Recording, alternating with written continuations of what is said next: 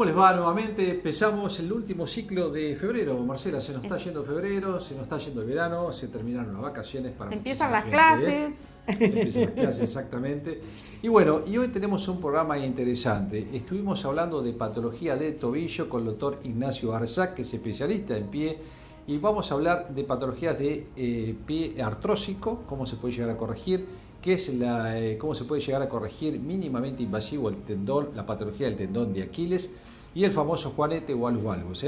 Así que es muy lindo, véanlo porque es muy interesante. Molesto, el alus valgus, que tiene un nombre muy psicodélico, pero realmente el juanete que molesta. Pero vas a ver la cirugía que existe hoy, el posoperatorio, que es mucho más rápido y la persona se va caminando el mismo día. Muy importante. Lindo. Bien, estuvimos con la doctora Bianchi tratando un tema que, si bien no es de resolución ambulatoria, el edema agudo de pulmón, que realmente es un tema que es de mucha importancia, requiere una terapia intensiva generalmente y se puede dar en cualquiera. En cualquiera, generalmente aquellos pacientes que tienen enfermedades cardíacas, de insuficiencia cardíaca, son los más propensos a tener este tipo de enfermedad, ¿no? Y a veces en posoperatorios, ¿verdad? Exactamente. Puede llegar a... Por embolia, por el estilo. Exacto. Estuvimos con la doctora Claudia de Sirote, que es neuróloga, y hablamos de un tema que es epilepsia, tanto en chicos como en adultos. ¿Qué existe hoy? ¿Cómo debemos tratar una epilepsia? ¿Cómo debe manejarse el grupo que vive alrededor de un paciente epiléptico? Y que realmente hay demasiados tabúes y la realidad es totalmente diferente. Escúchenlo porque está muy interesante. Ha cambiado mucho lo que Totalmente. Es el tratamiento de la epilepsia. Y que no hay que discriminar realmente al paciente epiléptico. Tratarlo, más que nada. Y yo voy a tratar un tema de cuál es la dieta en la famosa descompostura, el ataque de hígado. Esta descompostura, después las transgresiones alimentarias. ¿Qué debemos hacer para retomar el hábito alimentario? Muy bien, no solamente con el tecito. No solamente con el tecito. Bueno, vamos a las presentaciones.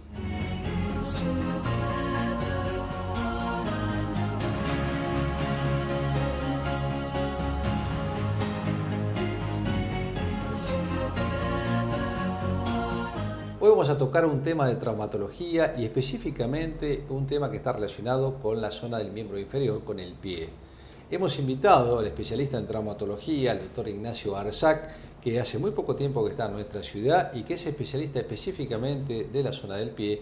Y hay mucha patología y ustedes ya estarán pensando, algunos de ustedes están sufriendo por ahí algún tipo de esta patología, tienen dudas de cómo se pueden llegar a tratar, tienen dudas si tienen solución o no.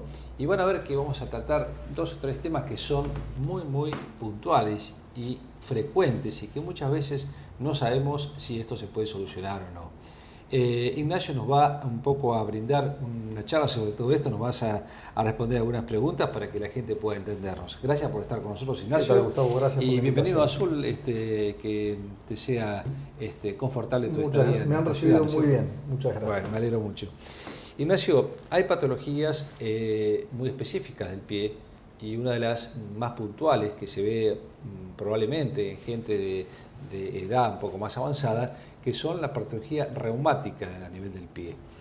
¿Qué se puede hacer con esto? ¿Tienen solución? La gente, hay veces que se ve reacia a hacer este tipo de consultas con el pie reumático, ¿no? Sí, es muy real lo que planteas. El pie reumático se viene estudiando, el primero que lo estudió fue Hoffman, hace un par de años, en el 1912, fue el primero en hacer reportes sobre esto. La enfermedad reumática es una enfermedad degenerativa, articular, produce grandes deformidades en las articulaciones metatarsofalángicas de los dedos del pie. Y los pacientes tienen alternativa.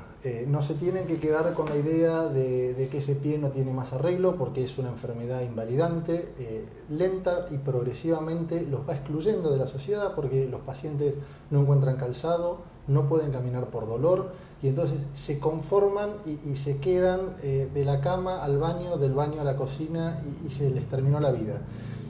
Y muchos consultan con temor a las cirugías que se pueden hacer. Y hoy por hoy se hacen cirugías que son paliativas, cirugías de rescate que se llaman, pero que tienen una excelente respuesta y evolución de los pacientes. Las imágenes que estamos viendo son las del pie realmente reumático. Estas imágenes son de pacientes, un paciente que fue operado, que consultó por pie reumático, el paciente sufría, no tenía calzado para utilizar, Se le hizo una cirugía, se le hizo una artrodesis. Artrodesis es cuando se fija una articulación y se extraen las cabezas de los segundo, tercero, cuarto y quinto metatarsiano. Con eso el paciente recupera el apoyo plantígrado del pie y recupera movilidad y puede calzarse y puede caminar. A ver, este paciente no va a poder jugar al tenis, no va a poder jugar al golf, no va a poder caminar 3 kilómetros. Sí, pero le cambia la calidad de vida. Pero le cambia absolutamente. Claro. Va a poder hacer una vida acorde a la edad que tenga.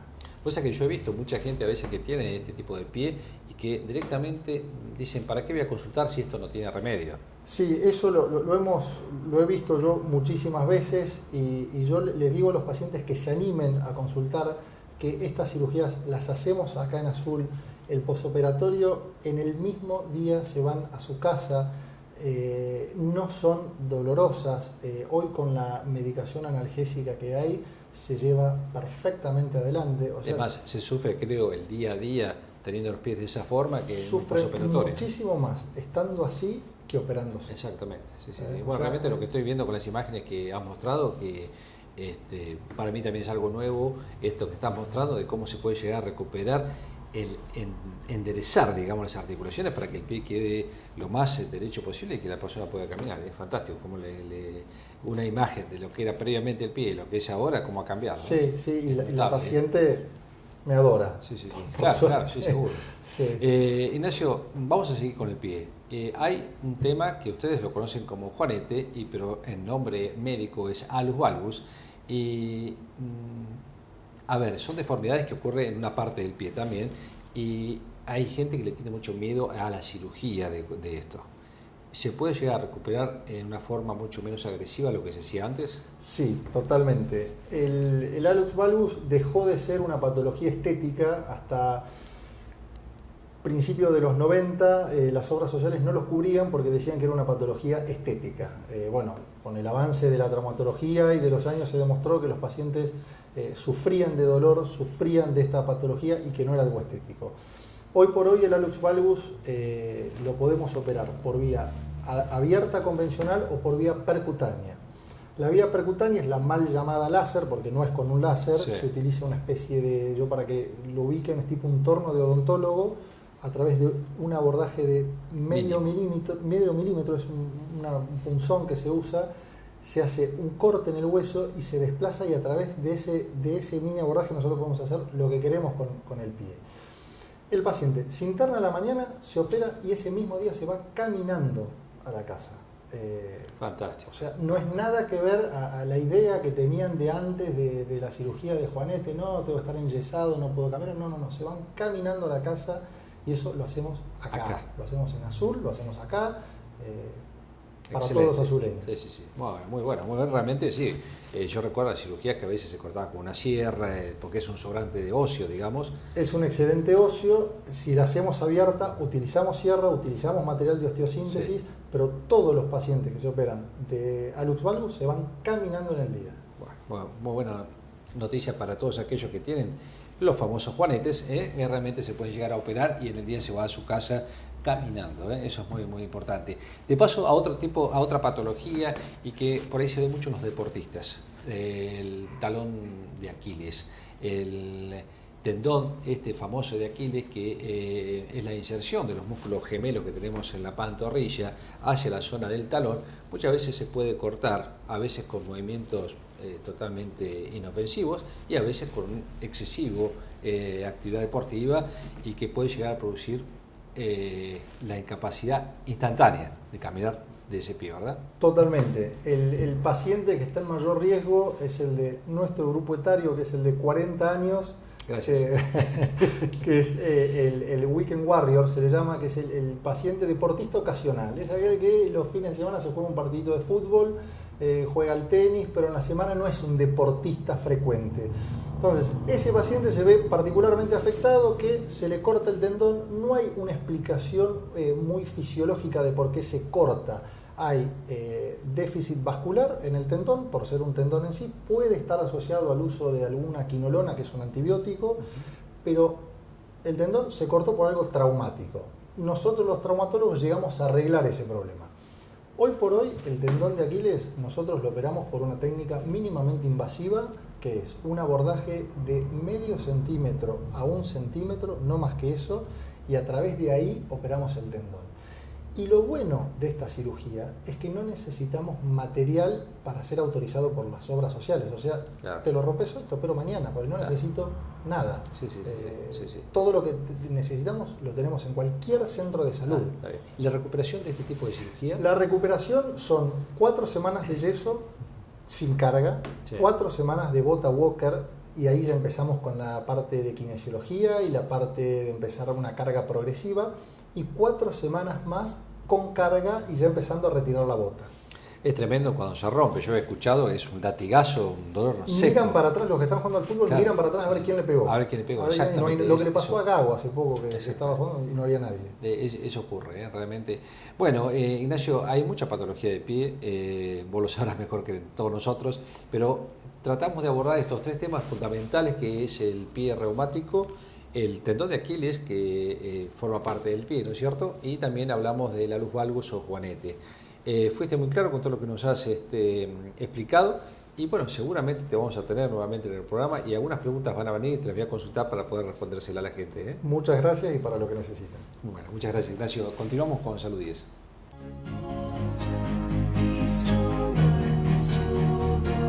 Cuando iniciamos el programa dijimos que íbamos a hablar de una patología que es muy importante a nivel pulmonar, pero que también tiene sus orígenes a nivel cardíaco.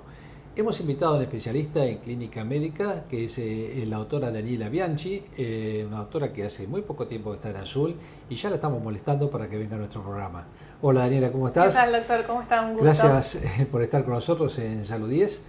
Y bueno, sabes que te hemos invitado porque hay una patología que muchas veces uno piensa que son enfermedades pulmonares, pero que creo que tienen su origen a nivel cardíaco y son patologías de urgencia o de emergencia a veces, ¿no? Y que es el edema agudo de pulmón. Quiero que nos comentes un poco de qué se trata y cuáles son los cuidados que tenemos que tener. Bueno, igual usted me va a ayudar. Por supuesto. Esta es mi primera experiencia en la televisión. Bueno, primero lo que hay que saber es que es una emergencia. O sea, este cuadro es agudo, hay que tratarlo rápido, reconocerlo y tratarlo rápido. Entraría dentro de esas patologías que no podemos perder tiempo. Exacto. ¿Qué significa edema agudo de pulmón? Primero, ¿no? El edema habla de la acumulación de líquido en un lugar que no es normal, porque el líquido dentro de las arterias es normal que exista, pero fuera, como pasa por ejemplo con las embarazadas que se les edematizan las piernas y tienen las piernas llenas de líquido, bueno, es líquido acumulado en un lugar que no es normal. Y sigamos, ¿no? Edema, entonces líquido acumulado, pulmonar, en el pulmón, donde normalmente hay aire, y agudo, que se produjo en horas. Rápido. Exactamente. Esto es lo que da la gravedad al cuadro. ¿Y cómo? A ver, es una patología que generalmente es un paciente que va a terapia la mayoría de las veces, porque sí, es un cuadro bastante agudo, como bien lo decís. Ahora, yo estoy en mi casa con una persona que puede sufrir un edema agudo de pulmón. Primero, ¿tenemos que estar frente a algunas patologías previniendo esto? Sí, no cualquier persona puede hacer un edema agudo de pulmón.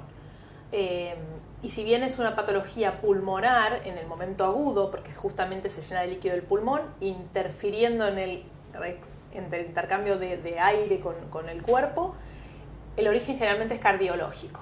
Ahí es donde la bomba falla y no puede bombear el agua fuera del pulmón, entonces se acumula para atrás, se llena de líquido el pulmón y la persona se ahoga, o sea, se ahoga en su mismo líquido, ¿no? La patología primero que hay que pensar y descartar, sobre todo en la sala de emergencias, que es donde llegan los pacientes, es un infarto, ¿no? Un síndrome coronario agudo.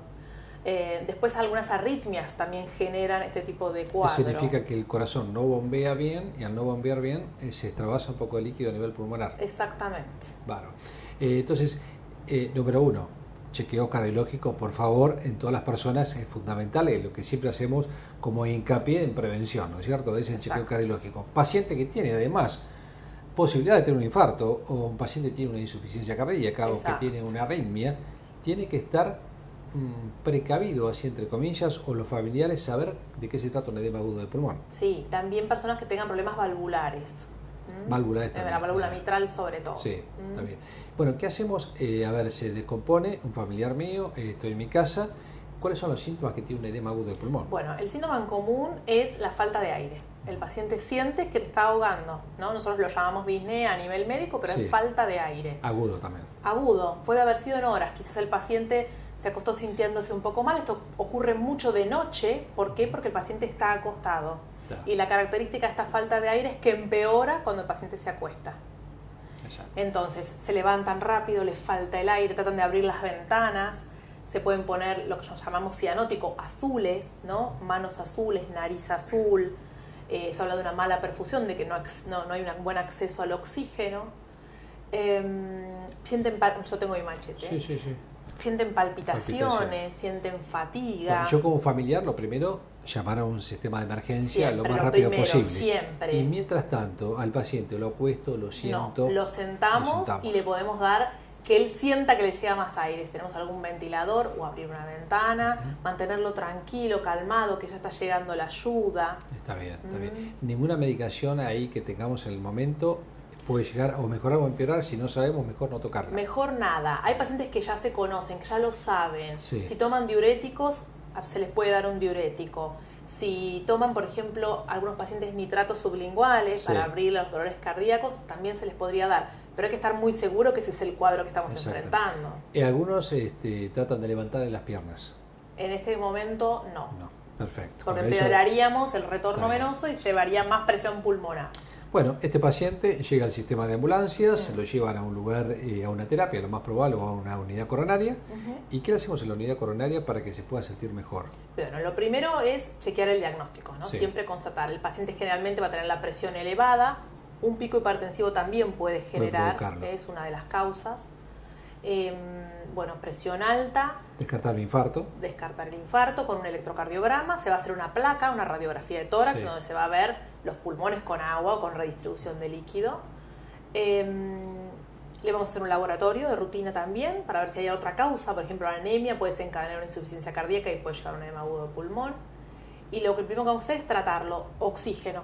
Le vamos Sí. a dar oxígeno por máscara Para seguramente. mejorar la perfusión. Exactamente, y no me quiero olvidar de nada. Bueno, el paciente además, otro síntoma importante es que va a estar como tratando de respirar más rápido.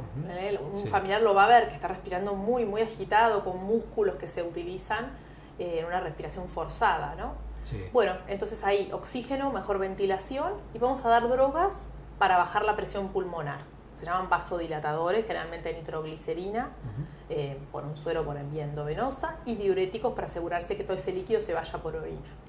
Generalmente son estas patologías, si uno las agarra a tiempo en la unidad coronaria o terapia, generalmente son reversibles, Sí, la mayoría. el cuadro agudo de emergencia sí. Sí. Lo que hay que buscar es la base, causa. la base, exactamente. La causa del edema agudo del pulmón, que generalmente es de origen cardíaco, como dijimos en un principio, ¿no? Exactamente. Está bien. ¿Hay alguna edad de que esta patología se presente? Sí, más No. frecuentemente después de los 65 años, porque siempre está asociado a las fallas cardíacas. Antes de esa edad generalmente la gente no tiene graves problemas cardíacos, excepto que sea una cosa familiar, miocardiopatía familiar, Sí. donde ya personas muy jóvenes, necesitan usar un marcapaso o tienen un cardiodefibrilador implantable. Ajá, sí, sí. Esos Bueno, pacientes... y hay una cosa que te voy a preguntar, que por ahí no es rara de encontrar, que son pacientes que tienen EPOC, ¿no es cierto? Entonces muchas veces piensan que es la EPOC que le está produciendo esta falta de aire, esta disnea, y que no es un problema y agudo. tardan como- en Exacto, consultar. el diagnóstico. Exactamente, lo que pasa es que a veces se superponen, porque Exacto. un EPOC crónico de muchos años va a llevar a una insuficiencia cardíaca, que llevará concomitantemente a Un la... edema agudo del pulmón. Exactamente. Bueno, Daniela, creo que ha sido muy clara en todo esto. Lo más importante era tener en claro cómo se puede presentar un edema agudo del pulmón, la hipertensión, la falta de aire, tener un antecedente de base a veces cardíaco, que eso influye también, y que bueno, que tomando la emergencia, no desesperarse, porque a veces uno sale corriendo, se desespera, salen los gritos en la vereda, no, tener siempre un número de emergencias a mano, un teléfono de emergencia siempre colocado al lado del teléfono, eso no cuesta absolutamente nada, es más, al contrario, salva vidas. Exactamente. Y en este caso, como dijo la doctora Bianchi, sentarlo al paciente para que le entre mejor el aire hasta que llegue el sistema de emergencia para que lo traslade a un lugar mucho más seguro.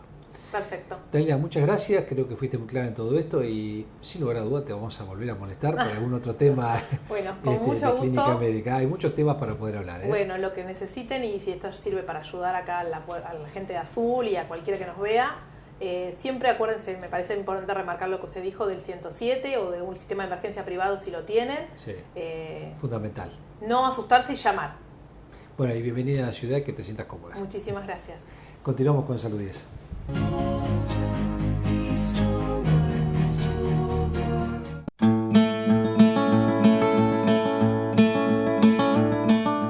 Bien, tema de hoy dijimos, ¿cuál es la dieta, el plan alimentario en aquellas situaciones en donde decimos una descompostura, el famoso ataque de hígado o problemas de distensión, esos malestares digestivos? Previo a empezar a comer frente a alguna descompostura que puede ser distensión abdominal, dolor abdominal, automáticamente lo que tengo que hacer es suspender toda la alimentación. Esto de tomate un tecito, a veces hasta el tecito es el que puede provocar una intolerancia. Entonces, cuando tenemos un dolor muy importante o una distensión, algo que nos impide mantener el descanso, tenemos gran dolor, podemos o no tener vómitos, lo ideal es suspender la alimentación y hacer la consulta.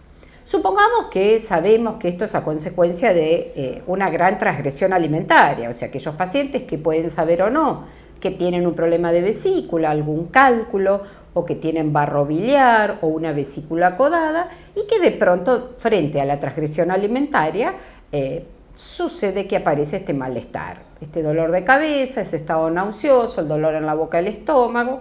Entonces, lo ideal es, primero el ayuno, no consumir nada hasta evaluar qué es lo que sucede.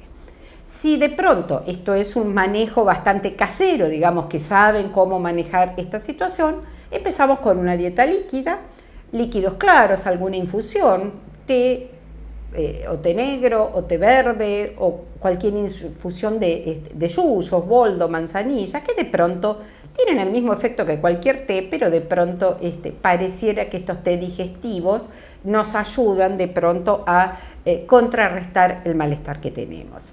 También se pueden consumir algún caldo de verduras. Cuando hablamos caldo de verduras, recordemos que no le agregamos ningún tipo de corte de carne ni de hueso de nada. Verdura es solamente verduras, la cocción de las mismas. Tratamos de no agregarle el licuado, sino solamente la cocción. Y de pronto podemos suplementar esto también con alguna gelatina de frutas común. Si es diabético, por supuesto, utilizará una gelatina dietética.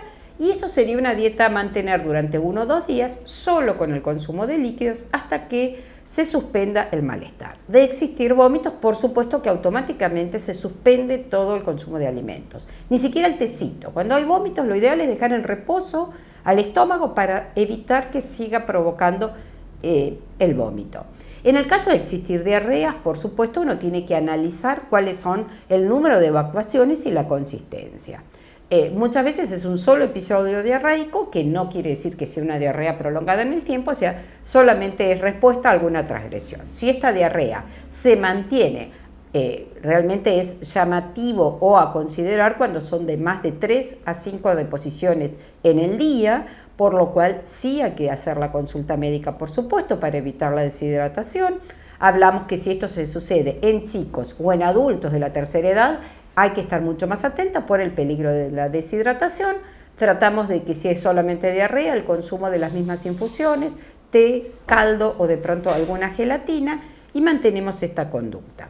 Pasadas las 24 a 48 horas, empezamos con la incorporación de algún tipo de alimentos que sean de absorción alta, que evite algún problema en cuanto a lo que es el compromiso hepático, en el caso de ser una descompostura del orden de lo hepático, o a nivel, si es de incumbencia de los intestinos. Lo que pasamos a hacer es que a este caldo empezamos a espesarlo con algún fideo, alguna sémola, cabello de ángel. Empezamos a darle esto de mayor consistencia. Podemos pasar alguna cocción de frutas, como sería una compota. Uno de los errores: la compota de manzana, o sea, la fruta pelada y cocida por cocción sin el agregado de azúcar, no provoca diarrea. Es fruta cocida, es como si ralláramos una manzana o hiciéramos un puré de manzana. que es muy diferente a la compota de orejones, que sí se tiene en cuenta para los cuadros de constipación. O sea que para una descompostura, un problema intestinal o un problema de estómago, un problema relacionado con la vesícula, usamos o gelatina o una compota de manzanas con la fruta pelada, o podemos utilizar duraznos en almíbar. Podemos usar dietéticos o podemos usar comunes. Ese sería el primer planteo para después pasar a alguna fruta rallada, por ejemplo alguna manzana, o en su defecto veremos cuál es la descompostura, alguna banana pisada como primera instancia. Seguimos incorporando a esta sopa y a este postre después el agregado de arroz, fideos o polenta con un poquito de aceite y queso. Recordemos que el agregado de aceite y queso es al final de la preparación. No gratinamos ni doramos, o sea, la cocción de la pasta o el arroz, y en ese momento que lo vamos a servir incorporamos el aceite y algún queso descremado generalmente, o una cantidad muy baja en lo que es un queso rallado, solo sin gratinar. Después pasaríamos al orden de las verduras, zapallo o zanahoria, que está perfectamente indicado aunque existiera un problema de una diarrea, salvo en la primera etapa, y después pasamos a zapallitos para ir después a la incorporación de las carnes, preferentemente carnes blancas, pollo y pescado, y después a las carnes rojas. Es importante la rehidratación. La hidratación la hacemos en base a ¿qué? A aguas saborizadas o agua mineral o agua de la canilla, si tenemos la seguridad que el agua es potable, no hay ningún tipo de inconveniente. O bien infusiones frías, que pueden ser una manera de esto de que la gente dice el agua me cae mal, que no tiene ninguna asidero, pero bueno, respetamos esta postura e incorporamos alguna cocción de, por ejemplo, el agua de cocción de las manzanas, este jugo de compota de manzanas, podemos utilizarlos como una manera de rehidratarnos. En cuanto a la panificación, tratamos de utilizar generalmente tostadas de pan miñón es lo ideal, cosa de incorporar un hidrato de carbono que esté texturizado y de esta manera es mejor tolerado. O si no, alguna galletita de arroz que está incorporado en lo que serían los problemas digestivos. La dieta debería ser en base a esas pautas alimentarias. Insisto, etapa de ayuno, etapa de dieta líquida, la incorporación de sólidos, hasta ir readaptándonos al hábito saludable en lo posible, habitual, o en el hábito que la persona considere que es el que hizo previo a la descompostura. Si son patologías que ya están diagnosticadas, tipo divertículos o cálculos en la vesícula o la vesícula acodada o barro biliar, recordemos que la alteración de una pauta alimentaria hace que aparezcan las complicaciones. O sea, frente a la transgresión alimentaria, de existir alguna de las patologías, es muy improbable que aparezca la complicación de la sintomatología digestiva. Pero bueno, las opciones son reconocer esta patología y acordarnos que de lo mal que lo pasamos cuando tuvimos la descompostura, para evitar hacer estas transgresiones alimentarias que lo único que hacen es complicar un poco desde lo laboral, desde la vida habitual, que hacen que uno se sienta realmente tan mal, y con las complicaciones en el caso de existir vómitos o diarreas que provocan estas alteraciones. Si solamente se tratara de una gastroenteritis, que puede ser por el consumo de algún tipo de alimentos, hay que tener mayor precaución en la recomposición de los líquidos, que es lo más importante, o la preparación del agua de arroz. Recordemos cómo se hace el agua de arroz. Se hace el tostado del arroz en un recipiente seco. Una vez que el arroz se tostó, lo tratamos de ir moviendo mientras que lo vamos consiguiendo. Se puede hacer con un pocillo solamente. Cuando el arroz esté bien tostado, ahí le incorporamos agua, tomamos precaución porque salta mucho el arroz, y dejamos que se cocine. Por lo menos de 15 a 20 minutos, con poca cantidad de agua. Va a quedar un agua con mucho almidón, un agua turbia, blanquecina, que una vez que se cocine, lo retiramos del fuego, dejamos por lo menos 10-15 minutos, lo colamos, ese arroz no va a servir porque va a estar generalmente pasado, y ahí le rehidratamos, le agregamos mayor cantidad de líquido, y de pronto con este pocillo llegamos a hacer 1 litro de agua. Ese agua ya mucho más diluida, no es sabrosa, obviamente, no es rica, pero bueno, es un agua que puede llegar a favorecer en los cuadros donde exista gastroenteritis, actúa como mayor constipante, además de la medicación que puede indicar el médico. Este agua de arroz puede ser utilizada no como sabrosa, pero sí como una manera de rehidratarse y lograr superar la situación. Así que Planteo frente a las transgresiones alimentarias, bueno, tenemos dos opciones. O nos cuidamos antes o nos hacemos cargo de la situación tratando de implementar un plan alimentario acorde a la situación. Gracias y seguimos en Salud 10.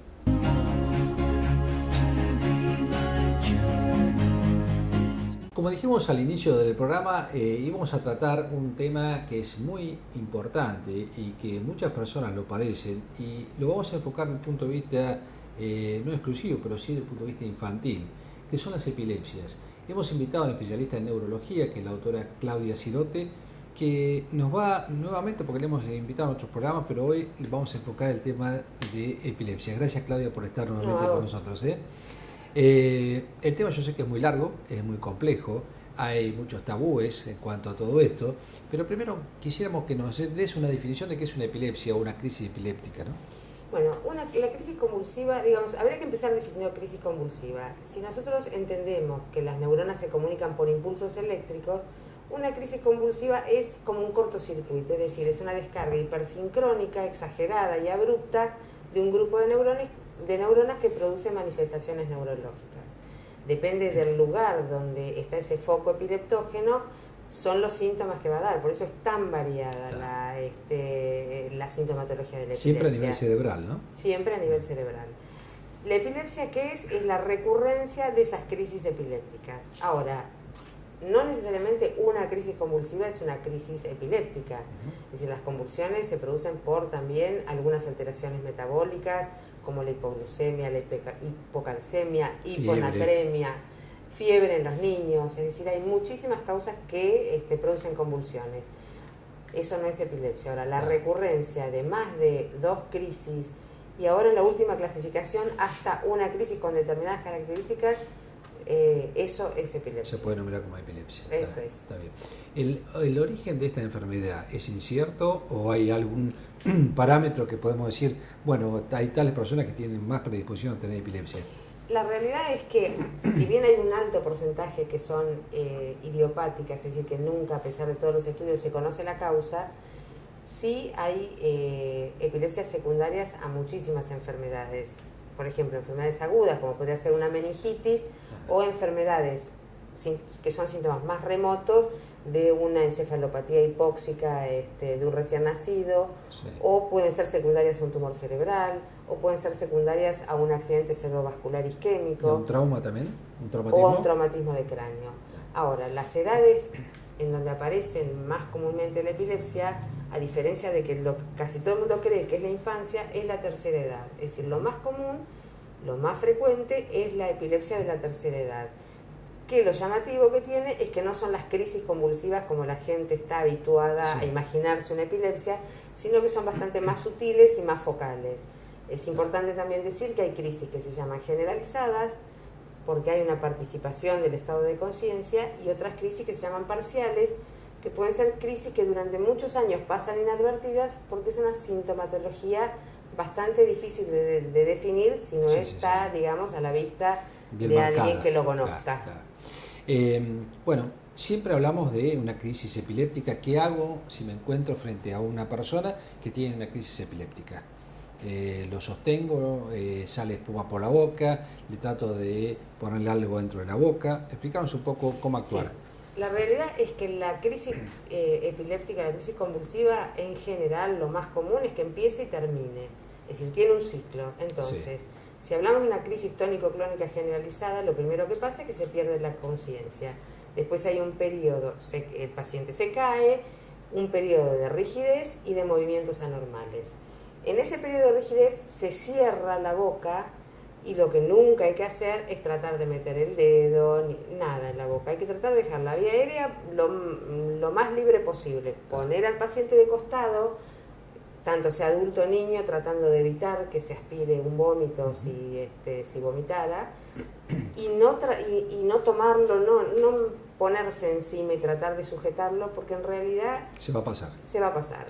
Cuando uno tiene que alarmarse, cuando dura más de 5 minutos o cede esa crisis y empieza una nueva, pero si no...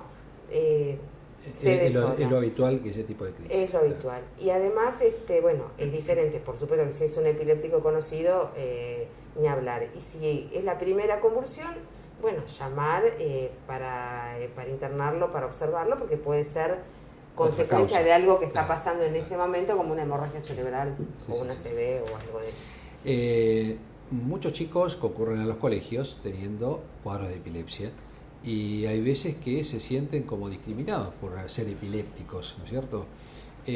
¿Cómo lo ves esto? ¿Pueden ir al colegio los chicos que están tratados incluso de epilepsia? ¿Qué controles deben tener los compañeros o los maestros en cuanto a esto? Porque a veces se los discrimina como que son discapacitantes, ¿no? Es lo más común, digamos, la segregación del paciente epiléptico es lo más común y por eso durante muchísimos años, desde hace tiempo que se está trabajando para atender a que tengan una vida normal. Sí. Durante mucho tiempo fue una enfermedad oculta, es decir, que ni siquiera la familia quería comentar lo que pasaba. Es decir, el trabajo que hay que hacer es con la familia y con la maestra, con la directora, es decir, hay que hacer un trabajo de...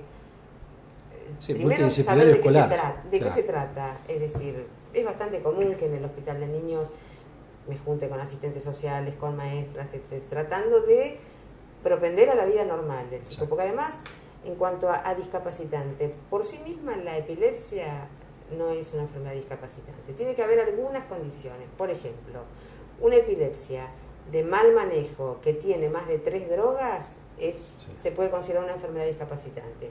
Una epilepsia que además se acompaña de algún otro síntoma, ya es un síndrome epiléptico, puede ser retardo mental o algún trastorno de conducta, es discapacitante. Pero una epilepsia de buen manejo, buen manejo significaría que tenga una crisis cada tanto, es decir, que cada la mayoría. Que es la mayoría realmente, y que, digamos, cada vez hay mejores drogas, más eficaces. Entonces, en general, salvo un porcentaje que hay de epilepsias refractarias, es de muy buen manejo. Ahora, con esa medicación, ¿uno está curando al paciente epiléptico? No, es decir, lo que está haciendo es tratando de disminuir la frecuencia de crisis, que es lo que se logra. Pero de todas maneras hay que ser consciente que es una enfermedad que en la escuela tienen que conocerla porque necesita tomar medicación siempre al mismo horario.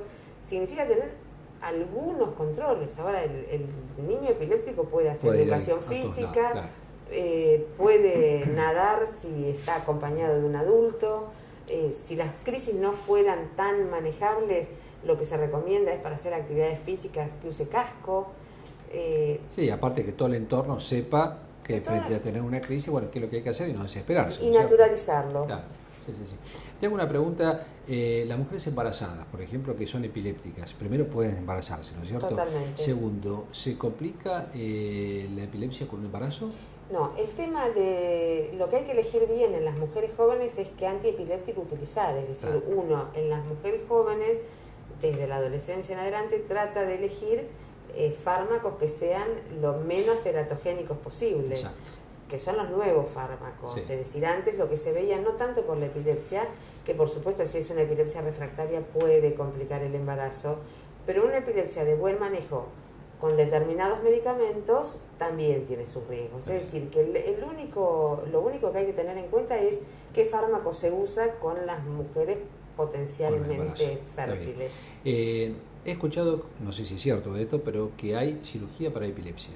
Hay cirugía para epilepsia, pero no es para todas las epilepsias, es para epilepsias refractarias con determinadas características. Es decir, refractarias hablamos de cuando no respondieron a múltiples drogas y que, digamos, con muchísimas crisis, en ese caso hay cirugía de la epilepsia. Y que el foco epileptógeno, digamos, primero lo que hay que hacer es un estudio con muchísimos estudios complementarios, desde electro, videoelectro, Holter, resonancia magnética, funcional, para ubicar el foco epileptógeno. A veces los focos están en lugares donde no se puede acceder porque la secuela que dejaría la cirugía, pero sí es que hay cirugía para epilepsia. Bueno, nos alegramos que exista medicación cada vez más adelantada en cuanto a esto, que no discriminemos a la gente con epilepsia, que los incorporemos a todo lo que sea la parte educativa fundamentalmente, de gimnasia y todo, porque eso, digamos, hay veces que se confunde un epiléptico con un paciente psiquiátrico incluso. Tal cual. Realmente absolutamente nada que ver esto. Es una enfermedad como cualquier otra que tiene sus reparos que hay que tratar de tenerlos en cuenta, todos los que están alrededor, y bueno, llevarlo adelante, ¿no es cierto? Así es. Bueno, Claudia, creo que has completado bien el tema Bueno. de epilepsia y creo que les ha quedado claro a todos ustedes y te agradecemos nuevamente por estar en el programa. Listo, Simón, gracias. Continuamos.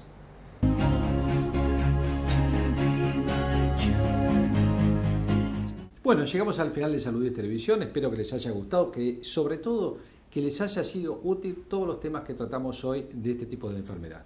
Sí, el tema de la doctora Sirote, la epilepsia, algo que ha cambiado tanto y la medicación ha progresado que realmente... Sí. Y hablamos mucho del tema docente, que a veces las maestras se resisten a tener un chico epiléptico en su clase y hoy hay que integrarlo de una forma porque los tratamientos que existen son muy adecuados para evitar cualquier tipo de crisis. ¿Sí? Y cuando están en tratamiento y los padres llevan a cabo la medicación, ningún problema. No va a haber ningún problema y evita las convulsiones y todo esto. Edema agudo de pulmón.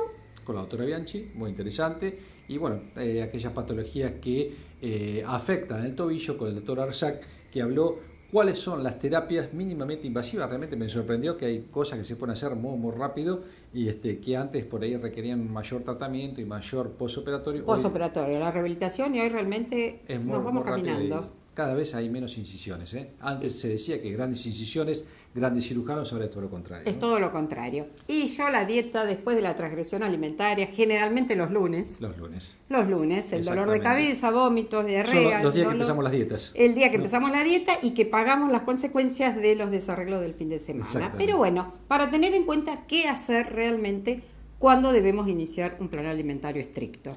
Nos vamos, Marcela, y nos veremos en 7 días. En 7 días estamos con Gracias ustedes. por acompañarnos.